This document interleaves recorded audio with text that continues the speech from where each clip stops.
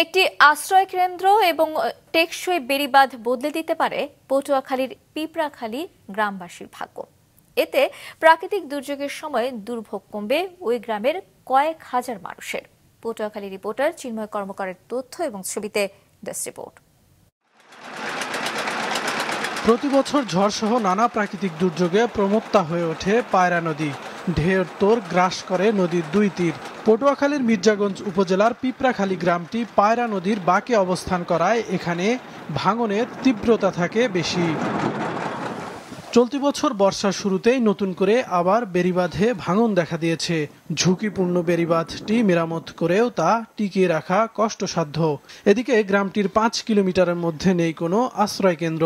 ফলে ঝড় জলোচ্ছ্বাসে নিজেদের জানমাল রক্ষায় আতঙ্কিত হয়ে পড়েন গ্রামটির বাসিন্দারা। এপ্রিল মে মাস থেকে শুরু হয়। এখানে যদি মোটামুটি পায়রা নদীর পারে যদি মোটামুটি বাতাস হয়, জোয়ারের সাথে সাথে পানি ভিতরে ঢুকে।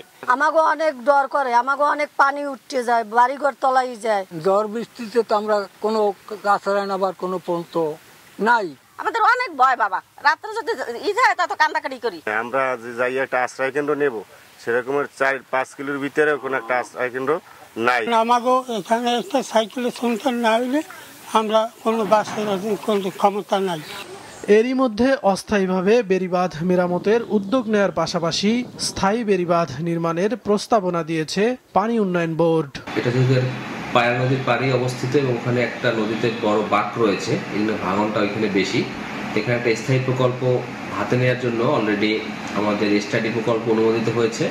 তা আমাদের স্টাডি রিপোর্ট যখন আমরা পাবো, সেই স্টাডি রিপোর্টের সুপারিশের আলোকে স্থায়ী প্রকল্প গ্রহণ করব। প্রয়োজনের তুলনায় ঘূর্ণিঝড় আশ্রয় কেন্দ্রের অপ্রতুলতার কথা স্বীকার করে বরাদ্দ সাপেক্ষে আরও আশ্রয় কেন্দ্র নির্মাণের আশ্বাস জেলা ত্রাণ ও পুনর্বাসন কর্মকর্তার। আমরা আসলে দুর্যোগ ব্যবস্থাপনা ত্রাণ মন্ত্রণালয় থেকে যদি কোনো এরকম সাইক্লোন শেল্টার প্রকল্প গ্রহণ করে, সেক্ষেত্রে আমরা আবার এই মাঠ পর্যায়ে এই প্রকল্পগুলো বাস্তবায়ন করতে পারব।